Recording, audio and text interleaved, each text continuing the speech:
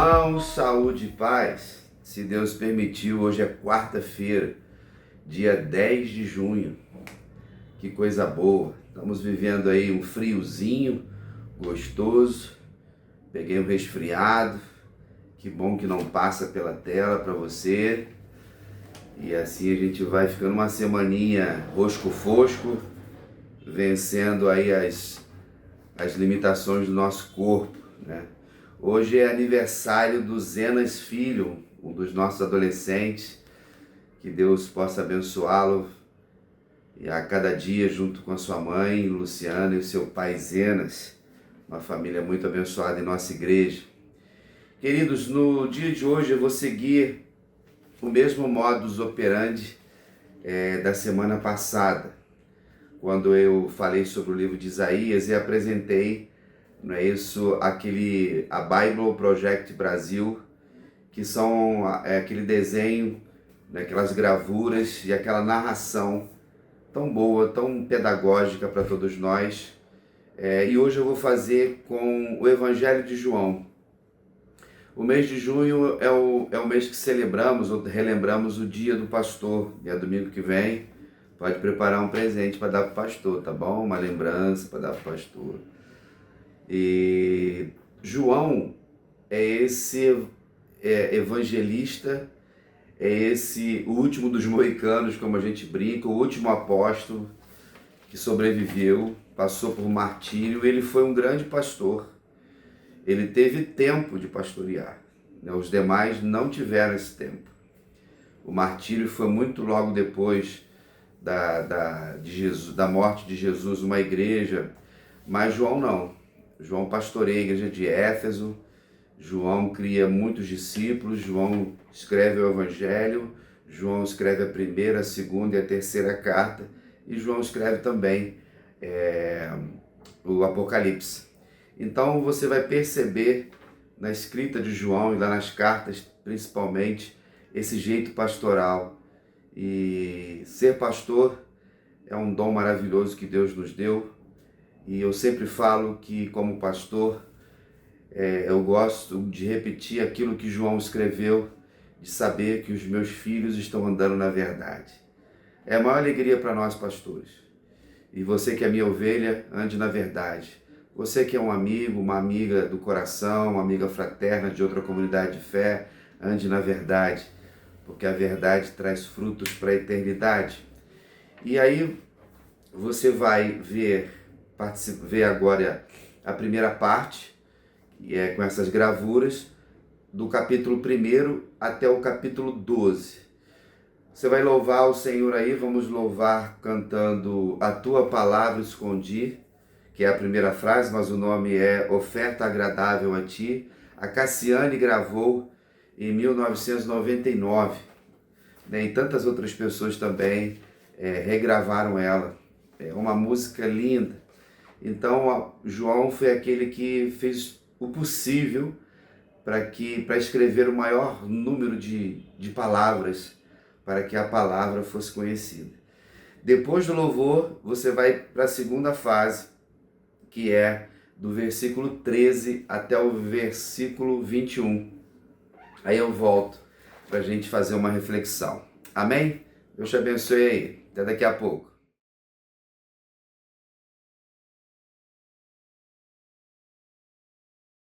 O Evangelho segundo João é um dos primeiros relatos da vida de Jesus. E aprendemos no final do livro que vem de um dos seguidores mais próximos de Jesus, conhecido como o discípulo que Jesus amou. Ele aparece muitas vezes na história em si, e há algum debate sobre se é João o filho de Zebedeu, um dos 12, ou outro João diferente que morava em Jerusalém e era conhecido na igreja como João o presbítero. Seja qual for o João, o livro incorpora o depoimento de testemunhas oculares e foi brilhantemente criado com um propósito claro, que é apresentado perto do fim.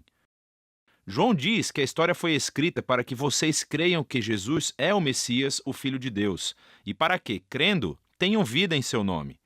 João acredita que o Jesus sobre o qual você lê nesse livro está vivo e é real, e que ele pode mudar a sua vida para sempre. O design do livro é muito legal. A primeira metade começa com um poema e um conto, que é seguido por um grande bloco de histórias sobre Jesus realizando sinais milagrosos que causam um aumento gradual de controvérsia. E tudo isso culmina no seu maior sinal, a ressurreição de Lázaro, que cria a maior controvérsia, quando os líderes de Israel decidem matar Jesus. E isso inicia a segunda parte do livro. Esses capítulos se concentram na última noite e nas últimas palavras de Jesus a seus discípulos, que são seguidas por sua prisão, julgamento, morte e ressurreição. O livro conclui com um epílogo. Neste vídeo, vamos nos concentrar na primeira metade. Então, o livro começa com uma introdução de duas partes. Primeiro, um poema que começa: no princípio, a palavra já existia. Uma referência óbvia a Gênesis 1, quando Deus criou tudo com a sua palavra. Agora, as palavras de uma pessoa são diferentes dessa pessoa, mas também são a personificação da mente e da vontade dela. Assim, João diz que a palavra de Deus estava com Deus, o que é distinto. E ainda assim, a palavra era Deus, e isso é divino. E quando refletimos sobre essa afirmação, ouvimos depois no poema que essa palavra divina se tornou humana em Jesus. Então João parte das histórias do Êxodo, afirmando que Jesus era o tabernáculo de Deus no nosso meio.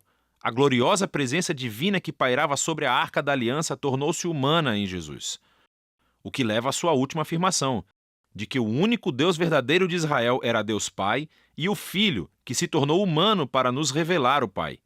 Agora, ao considerarmos essas afirmações, começamos a ouvir uma história sobre como João Batista conheceu Jesus pela primeira vez e levou outras pessoas a o conhecerem e a se tornarem seus discípulos. E uma por uma, conforme as pessoas se encontravam com Jesus, elas diziam em voz alta quem pensavam que ele é. E nesse capítulo, Jesus recebe 7 títulos. Esses títulos apontam para o interesse que João tem no número 7, mas juntos também têm um significado. Que esse Jesus de Nazaré, que é totalmente humano, é o rei messiânico. Ele é o mestre de Israel. Ele é o Filho de Deus que morrerá pelos pecados do mundo. Essa é uma afirmação muito grande para ser feita sobre uma pessoa, e João irá defendê-la através das histórias nos capítulos 2 a 12. Todas elas têm o mesmo padrão básico. Jesus faz um sinal ou uma afirmação sobre si mesmo, e isso resulta em mal-entendidos ou controvérsias.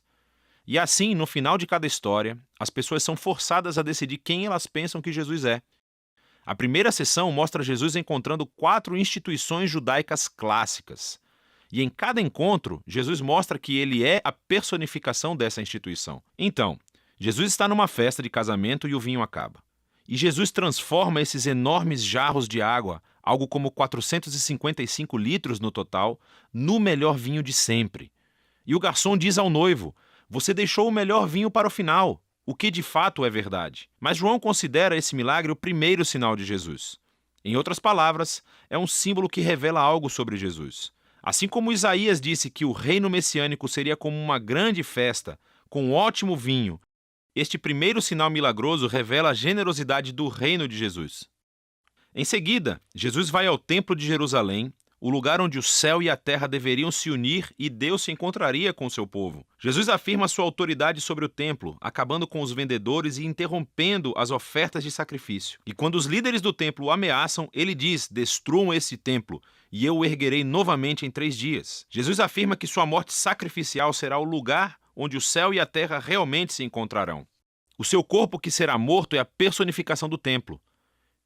Jesus, então, conversa a noite inteira com um rabino chamado Nicodemos, que pensa que Jesus é como ele, outro rabino e mestre de Israel. Mas Jesus diz que Israel precisa de muito mais do que apenas outro mestre com novas informações. Israel precisa de um novo coração e de uma nova vida. Ou, em suas palavras, ninguém pode experimentar o reino de Deus sem nascer de novo. Jesus acredita que os seres humanos estão presos a uma teia de egoísmo e pecado que levam à morte, mas também sabe que Deus ama este mundo e é por isso que ele está aqui, para oferecer às pessoas um novo nascimento, uma nova chance de vida. A partir daqui, Jesus viaja para o norte e ele acaba em um poço sagrado conversando com uma samaritana, isto é, uma mulher não judia. E eles começam a falar sobre a água que Jesus transforma em uma metáfora para si mesmo. Ele diz que ele está aqui para trazer água que pode se tornar em uma fonte de vida eterna. Agora, em João, esse termo se refere a uma nova qualidade de vida, que é infundida com o amor eterno de Deus. E é uma vida que pode começar agora e perdurar no futuro. Depois disso, João criou outra coleção de histórias que ocorreram durante 4 dias de banquetes sagrados judaicos. E, novamente, Jesus usa as imagens relacionadas ao banquete para fazer afirmações sobre si mesmo. Primeiro, Jesus cura um paralítico no sábado, o que gera uma controvérsia com os líderes judeus sobre trabalhar no dia de descanso. E Jesus diz que é o seu pai quem está trabalhando no sábado, por isso ele também está. E eles entendem o seu significado, pois ele estava chamando Deus de seu pai, igualando-se a Deus, e assim eles decidem que querem matá-lo. A próxima história acontece durante a Páscoa, a festa que recontou a história do Êxodo com essa refeição simbólica do cordeiro, do pão e do vinho. E Jesus, milagrosamente, fornece comida para uma multidão de milhares de pessoas, o que resulta em pessoas pedindo mais pão. Então Jesus prossegue afirmando que ele é o verdadeiro pão, e quem procurar satisfação nele, descobrirá a vida eterna. Isso ofende muitas pessoas que deixam de segui-lo. Depois disso, vem um bloco de histórias que acontecem em Jerusalém durante a festa dos tabernáculos, que recontam histórias das peregrinações de Israel no deserto, quando Deus os guiou com uma coluna de nuvem e depois fogo e lhes deu água no deserto. E Jesus se levanta no pátio do templo e grita: "Se alguém tem sede, venha a mim e beba." E mais tarde ele diz: "Eu sou a luz do mundo." Ele está afirmando ser a presença iluminadora de Deus e o presente de salvação de Deus para o seu povo. Algumas pessoas acreditam e o seguem, mas outras se ofendem, e outras ainda tentam matá-lo por essas afirmações exaltadas. A história final da festa é durante o Hanukkah, a festa da dedicação. É sobre como Judas Macabeu limpou o templo dos ídolos e o tornou sagrado mais uma vez.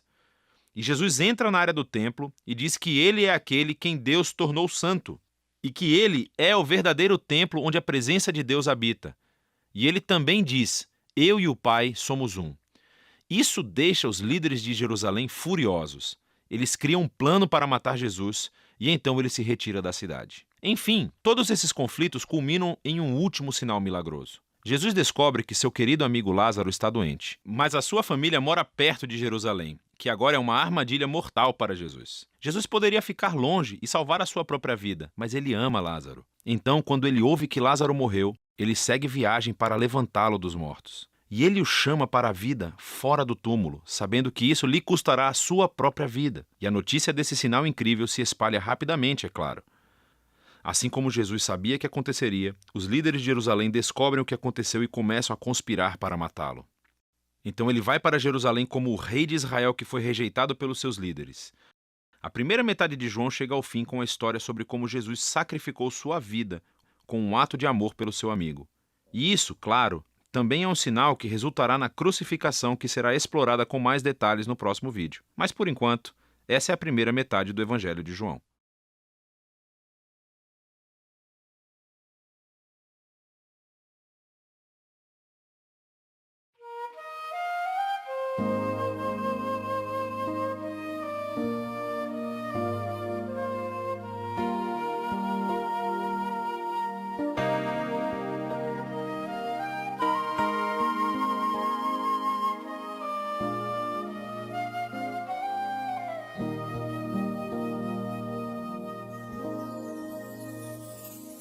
A tua palavra escondi,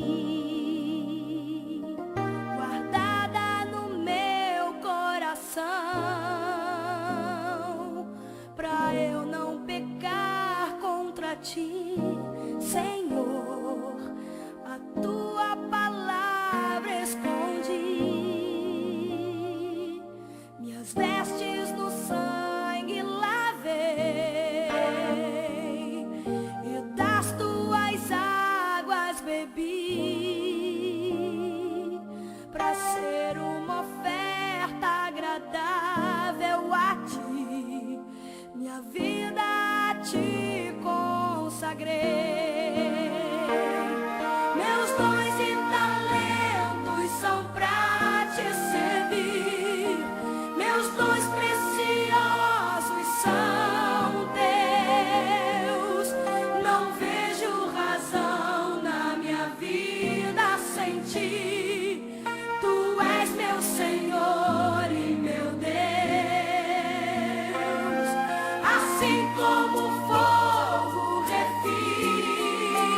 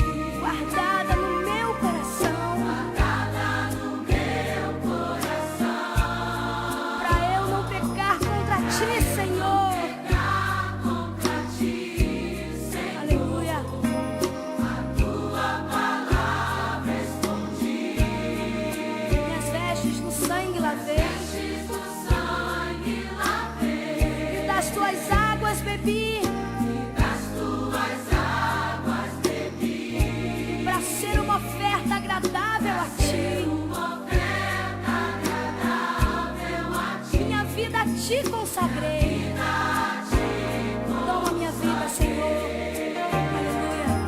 Meus dons e talentos são pra te servir.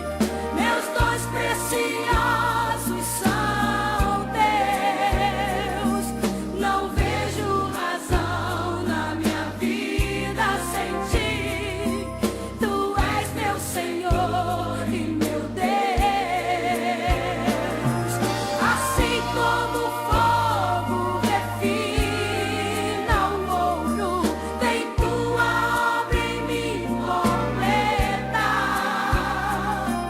Até que o mundo possa ver tua glória em meu rosto brilha. Vem, brilha em mim, Senhor. Até que o mundo possa ver tua glória em meu rosto brilha. Até que o mundo possa ver tua glória em meu rosto brilhar.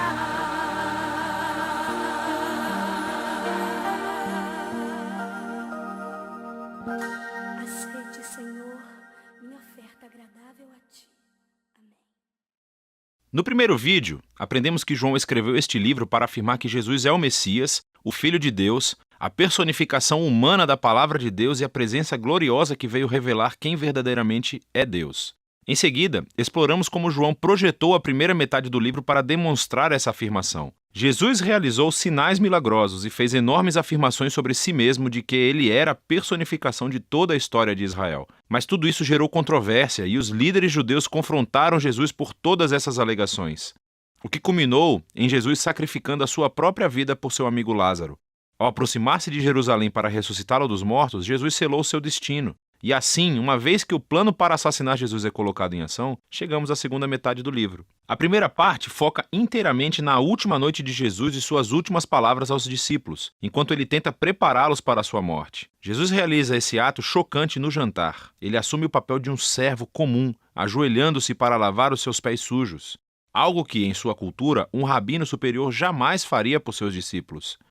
E Jesus diz que isso é um símbolo do seu propósito de vida, de revelar a verdadeira natureza de Deus como um ser de amor abnegado. E é também um símbolo do que Jesus está prestes a fazer ao se tornar um servo e abrir mão de sua vida para morrer pelos pecados do mundo. E assim, esse ato demonstra o maior mandamento para os seus discípulos, de que eles deveriam continuar amando uns aos outros como ele os amou. Atos de generosidade em amor devem ser a marca dos seguidores de Jesus. E isso é o que mostrará ao mundo quem Jesus é, e assim quem Deus é. Daqui em diante, Jesus entra em um discurso longo e fluente que é concluído com uma oração. E você verá que toda essa parte é unificada por alguns temas repetidos. Jesus continua dizendo que está indo embora, o que deixa os seus discípulos tristes. Mas Jesus diz que é por uma boa causa, pois isso significa que ele enviará o Espírito, também conhecido como o advogado. Como humano, Jesus só pode estar em um lugar de cada vez, mas o Espírito é a presença pessoal divina de Jesus em qualquer lugar e em qualquer momento. E o Espírito fará várias coisas, afirmou Jesus. Então, lembre-se, para João, a única divindade do Deus único consiste no relacionamento amoroso e unificado entre o Pai e o Filho. Jesus diz que o Espírito é essa presença pessoal amorosa que irá viver no seu povo e atraí-los para o amor entre o Pai e o Filho.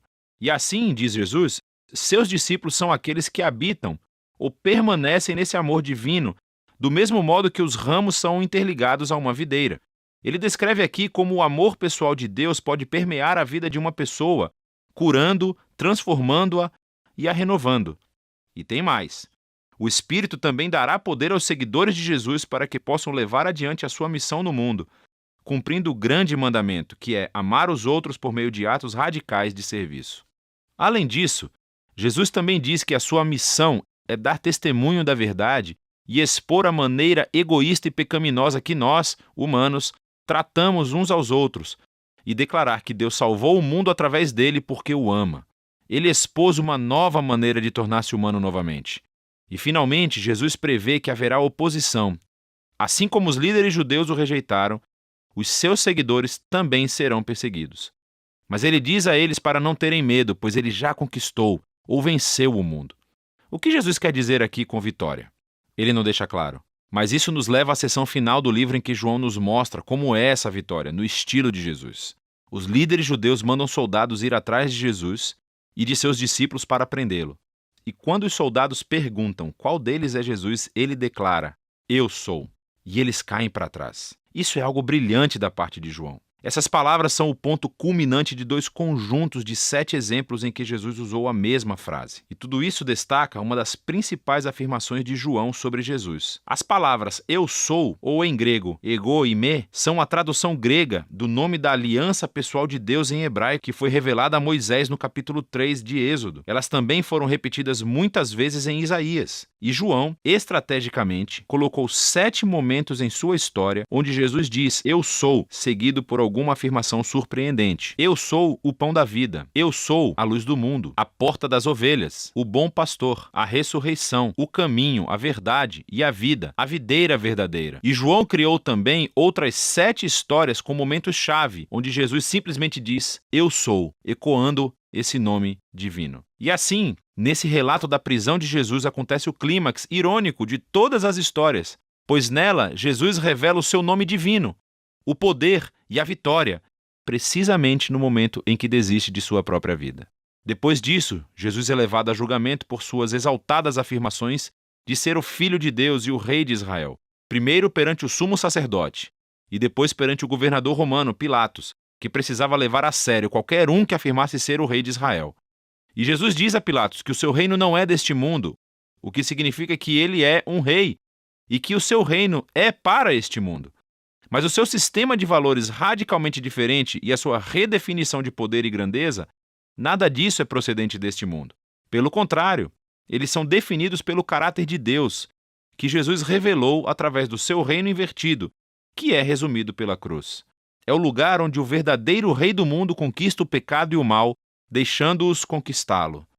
E Jesus ganha a vitória sobre o mundo através de um ato de amor altruísta. Depois disso, o corpo de Jesus é colocado em um túmulo que é então selado. E no primeiro dia da semana, Maria e depois outros discípulos descobrem que, estranhamente, o túmulo está aberto e vazio. E de repente Maria encontra Jesus. Ele está vivo dentre os mortos. Agora a ressurreição de Jesus se conecta a outro padrão de setes no Evangelho de João.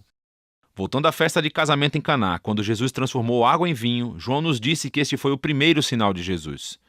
E ele também identificou o segundo sinal, a cura do menino doente, no capítulo 4. Mas depois disso, João passa a deixar você contar os sinais. E se você contar, vai notar que o sexto sinal foi a ressurreição de Lázaro do túmulo que Jesus realizou custando a sua própria vida. Esses e todos os outros sinais apontam para este sétimo e grandioso sinal no ponto culminante da história, a ressurreição de Jesus dos mortos. Ele confirma a afirmação de que Jesus é o Filho de Deus, o autor de toda a vida cujo amor conquistou a própria morte. Depois do sepulcro vazio, Jesus se encontra com todos os discípulos, envia o Espírito Santo como tinha prometido e os comanda, através do Espírito, a continuar sua missão do Pai entre eles.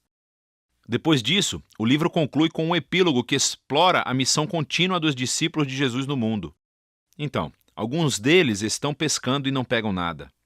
Jesus aparece na praia e, embora eles não o reconheçam, ele diz a eles para jogarem as suas redes do outro lado do barco. Quando eles obedecem, uma enorme quantidade de peixes é fisgada e só então eles o reconhecem como Jesus. João está oferecendo aqui uma imagem do discipulado de Jesus.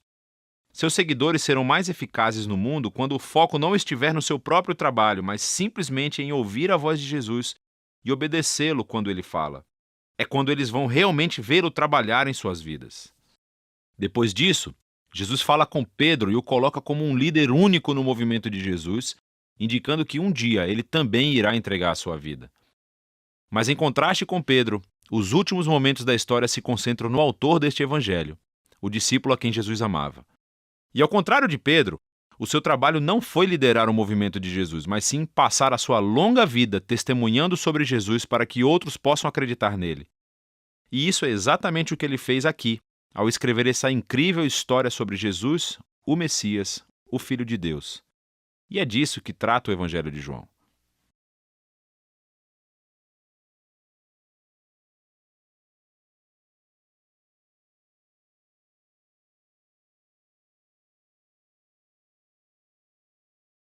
Vocês viram que coisa bonitinha, como o ser humano é criativo, como os servos de Deus também arrumam tantas estratégias, e eu creio que você organizou na sua mente o Evangelho de João, a forma como o Espírito Santo foi conduzindo João e mostrando a identidade de Jesus, mostrando a humanidade de Jesus, mostrando a divindade de Jesus.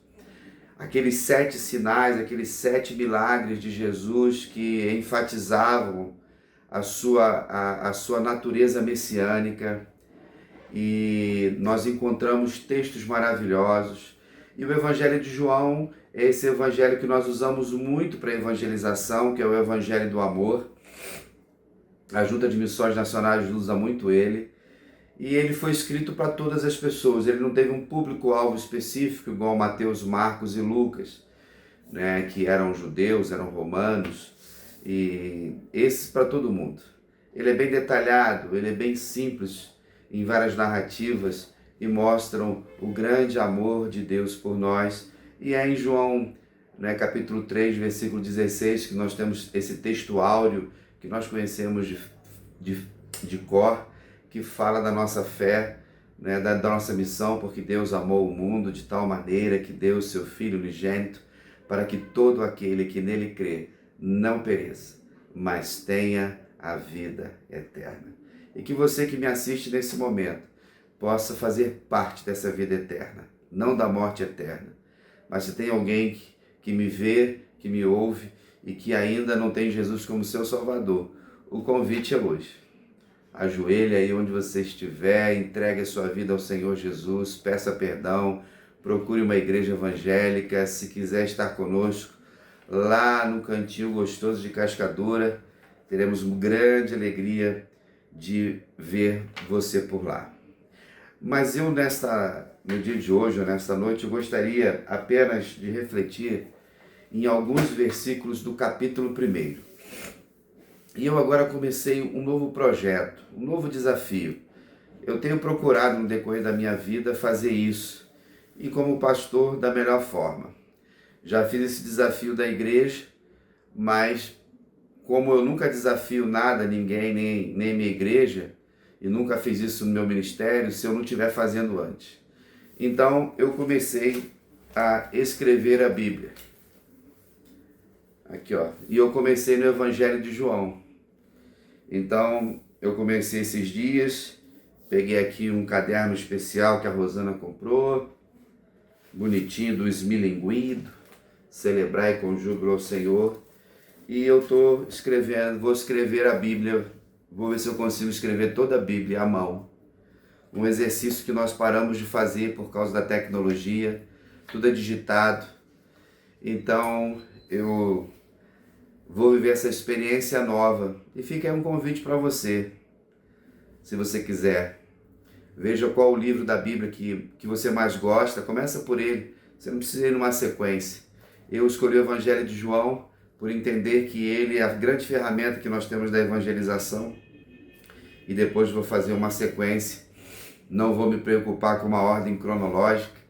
E assim vou misturar Novo Testamento com o Velho Testamento. Mas vou tentar deixar uma herança para os meus netos de ler a Bíblia escrita pelo avô. Olha só como é que eu já estou lá na frente. Mas eu fiz um desafio para a igreja, então a partir de setembro, na campanha de missões nacionais, nós vamos escrever o livro de Salmos juntos, 150 capítulos de Salmos. Vamos separar lá um tempinho, será durante o culto, e vamos lá fazer esse trabalho, cada um com a sua letra, sem problemas de tempo, com a sua assinatura, com a data direitinho lá, ok? E aí vai para o acervo, né, para o memorial da nossa igreja, para o aniversário de 93 anos, lá na entrada no hall de elevadores, nós fizemos um memorial lá, com tudo que a gente tinha, né, o que era possível ter nas histórias de mais de 90 anos da igreja, e vamos deixar lá para os novos discípulos que virão, depois que a gente morreu, depois que a gente for para outro lugar, se Jesus não voltar brevemente, então deixaremos lá esse legado. Mas fica aí um convite a exercitar a mente muitas pessoas estão ficando com problemas de memória porque pararam de escrever. E alguns estudos científicos têm mostrado isso. Como eu não quero ser um desmemoriado, eu estou no exercício de escrever a palavra do Senhor e me colocar no lugar dos escribas, no lugar dos copistas, daqueles dos apóstolos, dos discípulos que começaram a escrever aquilo que eles viram. Então eu estou transcrevendo a palavra do Senhor na versão, do pastor Marcos, sem mudança nenhuma. E agora me permita, ler o texto bíblico nessa Bíblia manuscrita aqui. No capítulo 1, versículos 43 em diante, diz assim: No dia imediato, resolveu Jesus partir para a Galiléia e encontrou a Filipe, a quem disse: Segue-me. Ora, Filipe era de Betsaida, cidade de André e Pedro. Filipe encontrou a Natanael e disse-lhe: Achamos aquele de quem Moisés escreveu na lei e a quem se referiam os profetas, Jesus, o Nazareno, o filho de José. Perguntou-lhe Natanael: Pode sair alguma coisa boa de Nazaré? Respondeu-lhe Filipe: Vem e vê. Jesus viu Natanael aproximar-se e disse a seu respeito: Eis um verdadeiro israelita, em quem não há dolo. Perguntou-lhe Natanael: De onde me conheces? Respondeu-lhe Jesus: Antes de Filipe te chamar, eu te vi quando estavas debaixo da figueira. Então exclamou Natanael: Mestre, tu és o Filho de Deus, tu és o Rei de Israel. Ao que Jesus lhe respondeu: Porque te disse que te vi debaixo da figueira, crês? Pois maiores coisas do que estas verás. E acrescentou: em verdade vos digo, que vereis o céu aberto e os anjos de Deus subindo e descendo sobre o Filho do Homem. Amém? Que coisa boa, né? Eu gostaria de pensar com vocês no dia de hoje sobre o mesmo verbo, nesses versículos, em 3 tempos diferentes. Lembrando que o Evangelho de João é uma resposta que João dá às heresias daquele tempo, como o gnosticismo, que acreditava que o corpo era uma matéria má e o espírito precisava ser desenvolvido. Gnose significa conhecimento, mas com isso essa doutrina ela afetava a divindade de Jesus, que era uma outra doutrina chamada docetismo, que achava que pregava que Jesus ele não tinha corpo, até porque a matéria era má, então Jesus não poderia ser mau. E ele era uma aparição, era um tipo de corpo. E não é isso que a Bíblia diz. Até porque o corpo ele não é mau, a matéria não é má, porque é obra de Deus. O que nós temos é o pecado, a nossa natureza pecaminosa, que envolve a nossa moralidade, o distanciamento, não é isso, do ser humano de Deus. Quando nós olhamos para essa narrativa, nós vamos ali ver encontros. O capítulo 1 fala de Jesus começando a chamar os seus discípulos. E aí, se você quiser ler depois o capítulo 1 todo, você vai ver ali André, o próprio Filipe, Pedro e Natanael aparecem nessa história. Mas antes de chegar nas pessoas e antes de falar dos tempos verbais, eu gostaria de falar de Nazaré. Na famosa expressão de Natanael: pode vir alguma coisa boa de Nazaré? Nazaré, irmãos, era um pequeno vilarejo. E nesse vilarejo estima-se que deveria ter umas 50 casas e no máximo umas 400 pessoas. Não era próximo ao mar, que pudesse desenvolver a pesca, o comércio.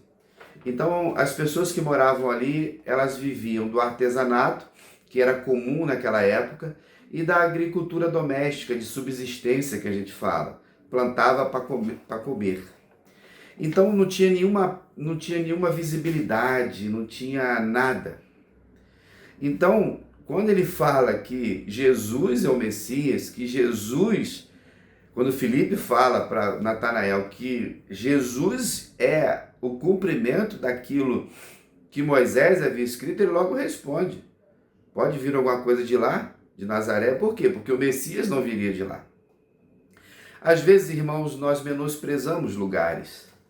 Às vezes nós menosprezamos ambientes geográficos. Mas Deus, Ele é o dono de toda a geografia no planeta.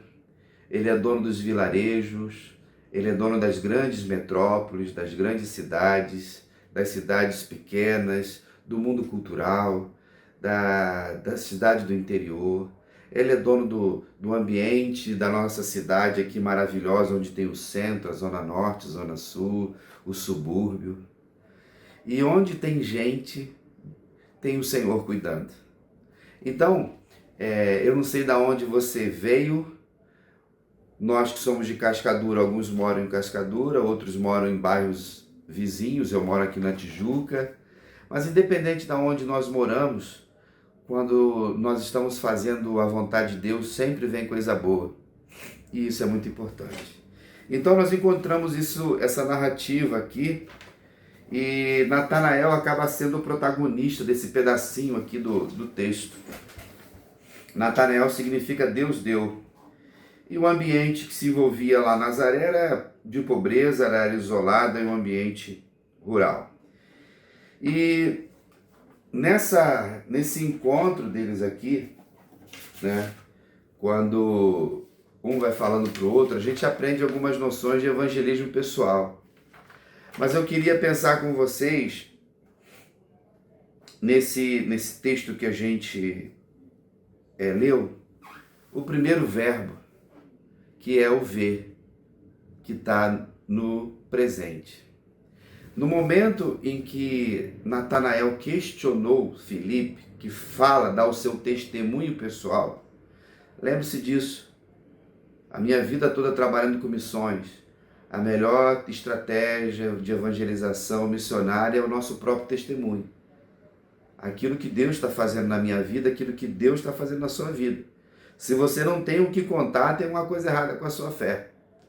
Então a gente aprende com Filipe que ele recebe um chamado, e nesse chamado de Jesus, ele vai chamar outro. E ele fala com alegria da profecia. E aí, quando ele dá aquela frase que falamos aqui, pode vir alguma coisa boa de Nazaré, ele não ficou num debate com Natanael, um debate teológico, ou um discurso retórico para tentar defender Jesus. Ele também não ficou lá criando um debate para defender Nazaré. Não é bem assim não, é uma vila pequena, mas tem um ar puro, né? Como a gente costuma sempre defender, né, o nosso território. Não, o que ele faz? Vem e vê. Isso precisa ser, irmãos, a cada dia vivido por mim e por você. Quando pessoas questionarem, e você poder falar assim, vem e vê. Mas só que tem um detalhe, Filipe está chamando para Natanael encontrar-se com Jesus literalmente. Só que hoje nós não temos Jesus andando na terra, o corpo dele. Nós temos a igreja, que é o corpo dele. Então, quando pessoas buscarem Jesus, a sua vida, ele precisa ver a sua vida.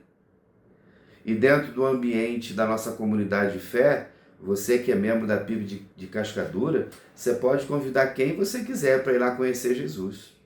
E você sabe disso. Será acolhido com todo carinho por toda a igreja. Terá a oportunidade de participar de um culto, de uma liturgia cristocêntrica, teológica, bíblica, sempre ouvindo uma mensagem de paz, uma mensagem bíblica, sempre uma mensagem que fala de esperança, da eternidade. E faça isso. Vem e vê. Então, no decorrer da nossa jornada, somos chamados pelo Senhor para convidar as pessoas a conhecer Jesus a partir daquilo que Jesus fez na minha vida e na sua vida também. Você tem feito isso? Eu espero que sim. Mas depois, você vai ver esse mesmo verbo ver num outro tempo. quando ele fala com Jesus, Jesus então elogia ele. Está vendo um homem aí, né, um cidadão, um israelita que não existe dolo. É interessante, eu acho que é a primeira vez, ou talvez uma das únicas vezes, em que Jesus fez isso com João Batista também, de que Jesus elogia uma pessoa assim. Lembrando que dolo é aquele que tem culpa e dolo, então Natanael tinha um pecado em si, mas Jesus sabia que ele não agia de forma dolosa, de forma ímpia, de forma proposital para fazer aquilo que é errado. Coisa boa, apesar de nós mesmos. E aí ele diz assim, mas quando você estava lá debaixo da figueira, eu te vi.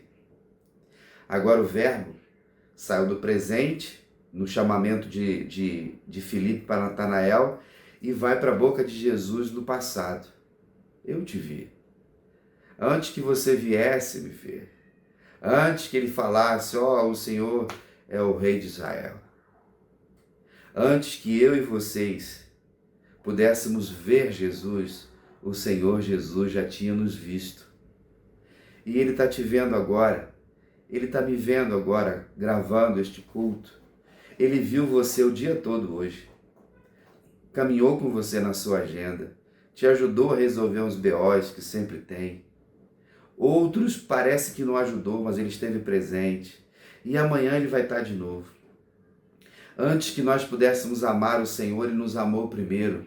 É assim que nos ensina a palavra, e João escreve isso, que o verdadeiro amor lança fora todo medo. Então, se eu e vocês estamos firmes na fé, vendo o Senhor Jesus, Ele com certeza nos viu antes, diante daquilo que Ele é, como Deus encarnado. E Ele está vendo as pessoas que você ama, Ele está vendo as suas orações, Ele está vendo os seus projetos, Ele está vendo as suas lágrimas, Ele também está vendo a sua gratidão. O nosso Deus vê todas as coisas, e é isso que nos tranquiliza. Ele viu Natanael, aquele que seguiria com eles durante um tempo, e assim como o Senhor nos vê. Então, o passado faz parte da nossa história.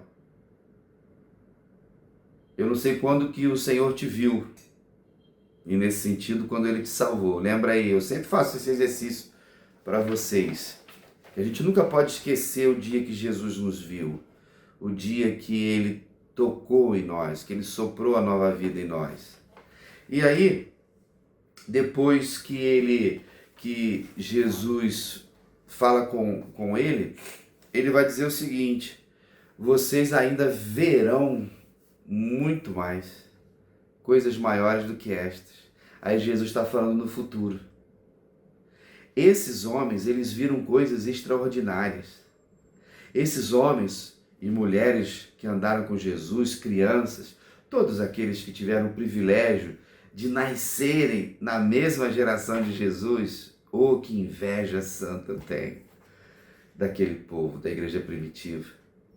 Eles viram coisas que ninguém nunca tinha visto, irmãos. Eles viram cegos verem, eles viram coxos andarem, paralíticos andarem, mortos ressuscitarem, leprosos ficarem limpos. Eles viram pão sendo multiplicado, vidas sendo transformadas. Eles viram um domínio absoluto de Jesus sobre o poder das trevas, expulsando demônios. Essas pessoas viram com dor o sacrifício na cruz do Calvário, mas eles viram Jesus ressurreto. Que coisa boa! Nós aprendemos bastante no dia de hoje, tanto com o resumo do livro de João, nos rascunhos da Bible Project Brasil, como nessa breve, singela reflexão que fala sobre ver. Você tem visto as pessoas à sua volta, você tem visto as almas perdidas, você tem crido que pode ver ainda muita coisa pela frente, e você crê que vai ver o Senhor na eternidade. Eu creio, e por essa verdade eu vivo. Por essa verdade, todo santo dia, irmãos, nós levantamos, nós buscamos a presença do Senhor. Quando nós olhamos para esse texto e nós vamos ver quanto o Senhor faz por nós, é necessário simplesmente, irmãos, dizer para as pessoas aquilo que Deus tem feito, não somente sobre teorias. Não queira ficar floreando o Evangelho, viva o Evangelho. Não queiram dizer de Jesus aquilo que Ele não é.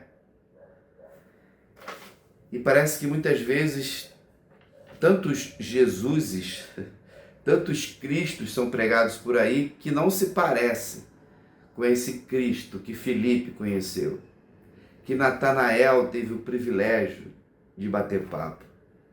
Então, não deixe que o seu discurso, não deixe que o seu testemunho seja só um discurso, mas seja fruto de relacionamento, de intimidade, né? E possamos continuar dizendo: Rabi, sei que tu és o Filho de Deus. Amém? Que esta palavra possa encorajar o seu coração, desafiar a sua alma e saber que em todo tempo da nossa vida o Senhor cuida de nós. Se Deus permitir, estaremos juntos no próximo domingo celebrando a nossa fé, agradecendo a Deus pelas bênçãos recebidas, não é verdade?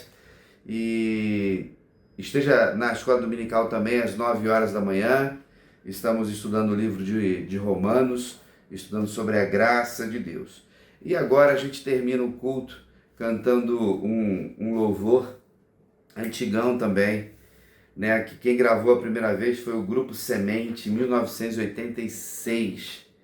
Aquele que tem os meus mandamentos e os guarda, este é o que me ama. Quem tornou ele famoso, depois mais famoso, foi o Grupo Logos, pastor Paulo César. Queridos, guardando no coração, protegendo a palavra, nós vamos continuar levando o Evangelho de Cristo a todos os lugares, a todas as nações, para que outras pessoas, assim como nós, possam ver Jesus, possam ser vistas por Ele e possam ver tanta coisa boa que o futuro nos trará na eternidade. Amém? Bom restante de semana, um grande abraço, fique na paz e até lá.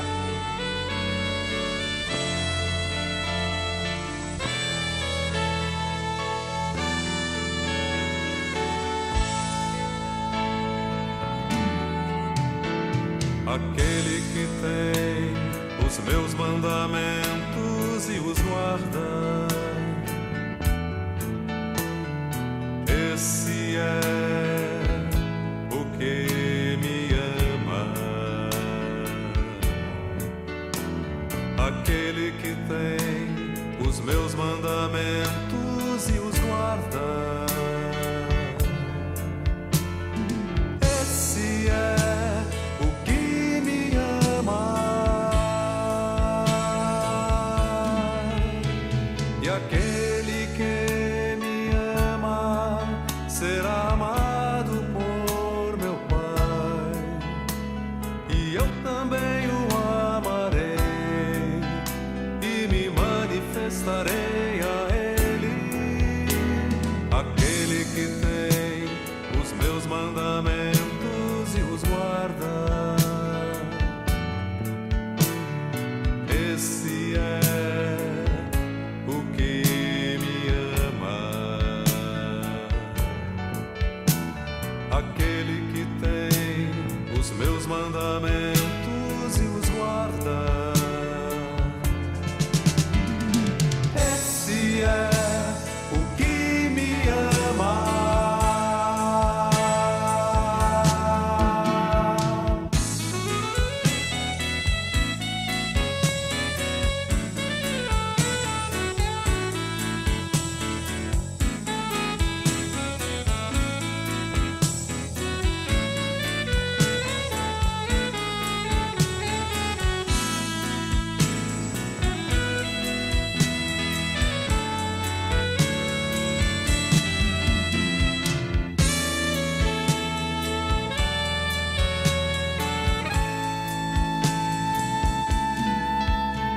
E aquele que me ama será amado por meu Pai,